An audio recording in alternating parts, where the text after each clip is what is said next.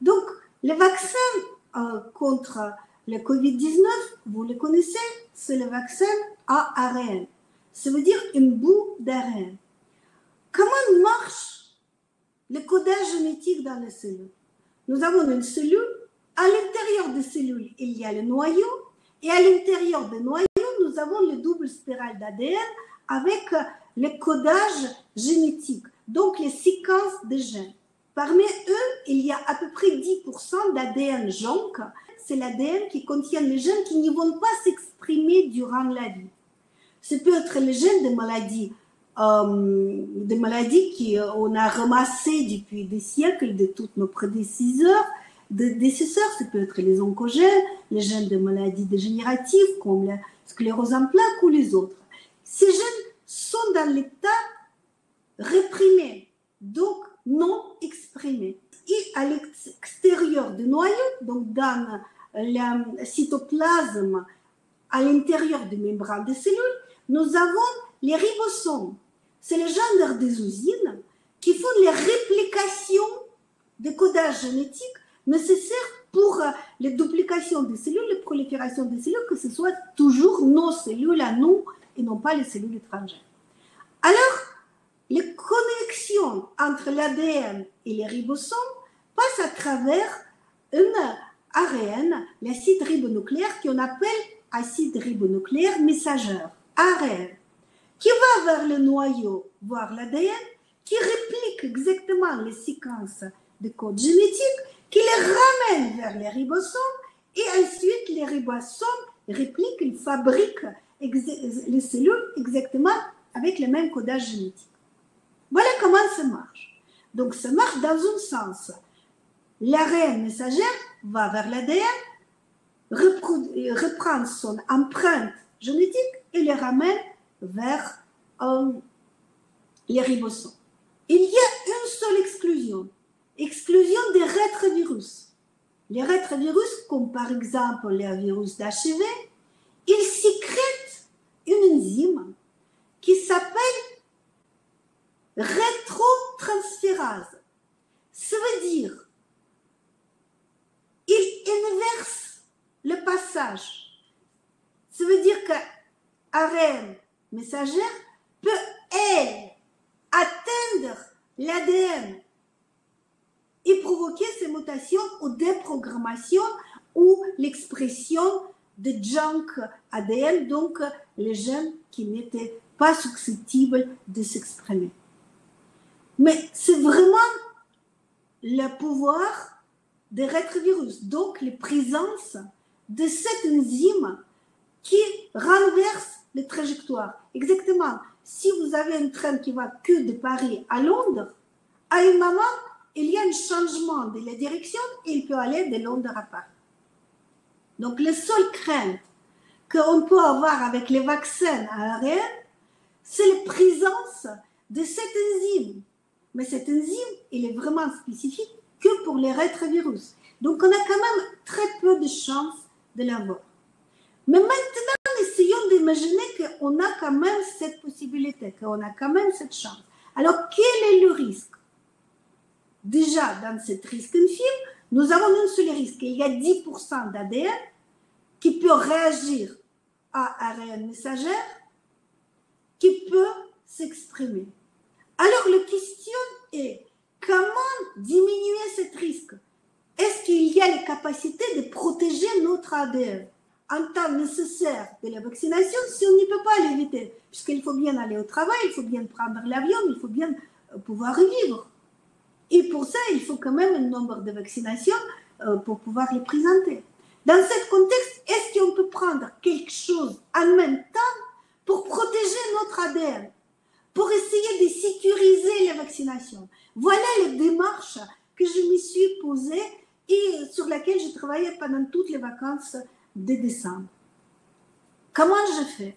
J'ai essayé de retrouver les textes anciens qui protégeaient les fœtus contre ce qu'on a appelé les fœtus, la toxine phyto, donc les endommagements d'ADN. Parce que finalement, c'est exactement la même. Et j'ai essayé une fois que j'ai sélectionné ces plantes, j'ai essayé de voir dans les travaux scientifiques, est-ce qu'il y a l'action des substances actives de ces plantes que je peux trouver chimiquement sur l'ADN cellulaire.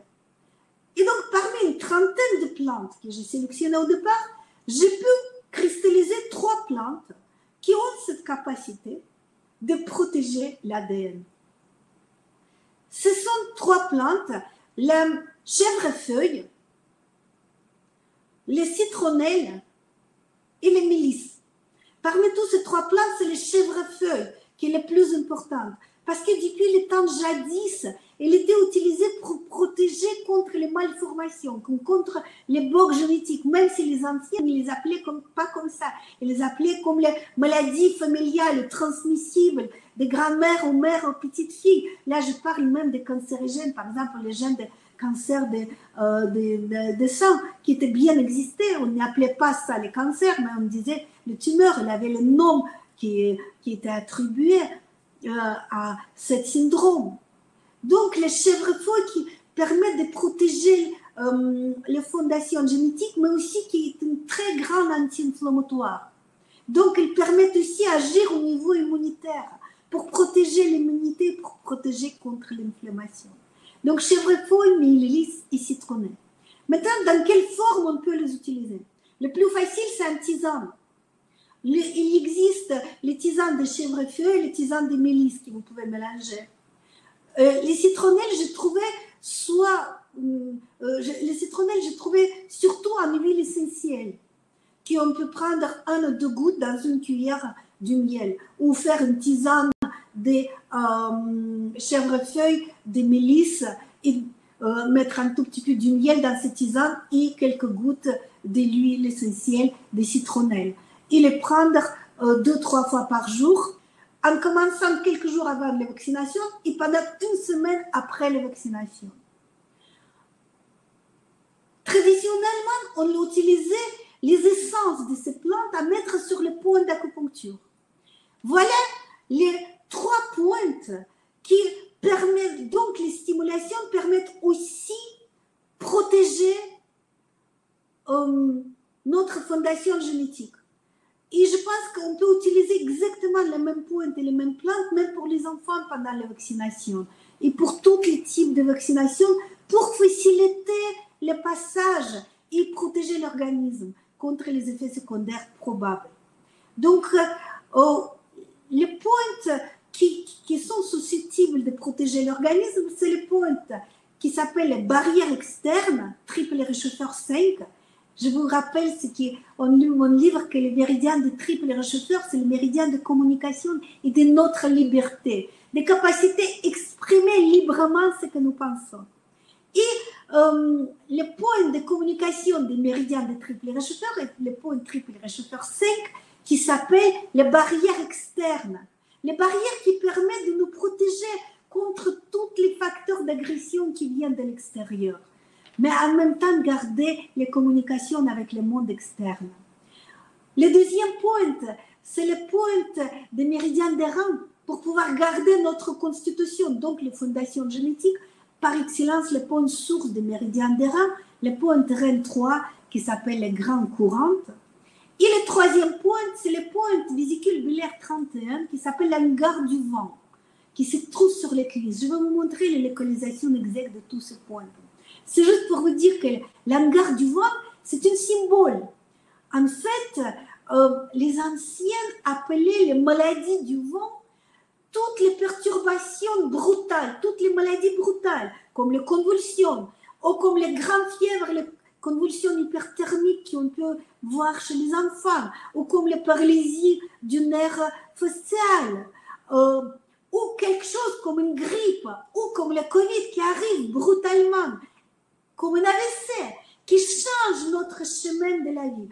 On a prévu un plan de cheminement. Et puis, il y a une vent, il y a un ouragan qui arrive, un ouragan de changement, le vent de changement, qui nous pousse à changer notre trajectoire prévue.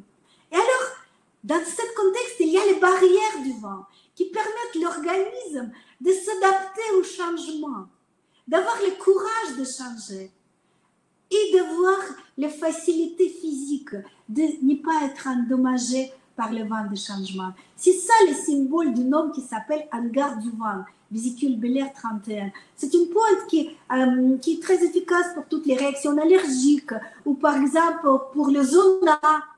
Vous voyez quelque chose qui arrive brutalement. Et il est parfaitement utile dans la protection contre les réactions allergiques et immunitaires lors des vaccinations. Donc, je vous remontre les localisations de ces 3 pointes. Les pointes triple réchauffeur 5, barrière externe. Les pointes barrière externe, triple réchauffeur 5, se trouvent sur la face dorsale du poignet à la distance de 3 travers des doigts au-dessus du milieu du poignet.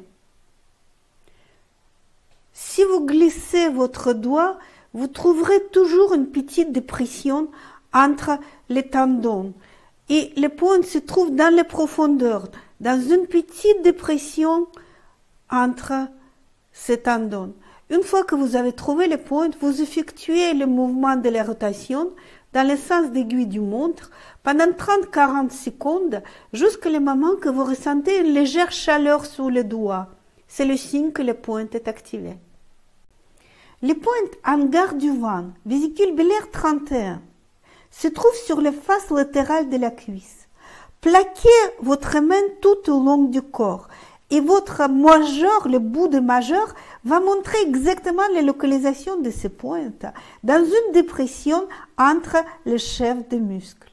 Une fois que vous avez trouvé cette dépression, vous appuyez jusqu'à la profondeur et vous effectuez les mouvements de la rotation dans le sens d'aiguille du montre pendant 30 ou 40 secondes jusqu'au moment que vous ressentez une légère chaleur sous le doigt.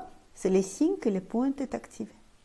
Les pointes grand courant, les pointes reine 3, se trouvent dans une dépression directement derrière l'os de la cheville sur la face interne du pied.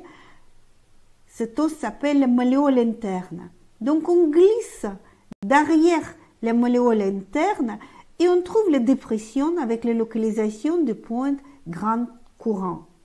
Une fois qu'on a enfoncé le doigt dans la dépression qui abrite ces pointes, on effectue le mouvement de la rotation dans le sens d'aiguille du montre pendant 30-40 secondes jusqu'au moment qu'on ressent une chaleur sous le doigt. C'est le signe que la pointe est activée. Et encore une fois, ce serait bien de mettre les huiles essentielles sur ce point.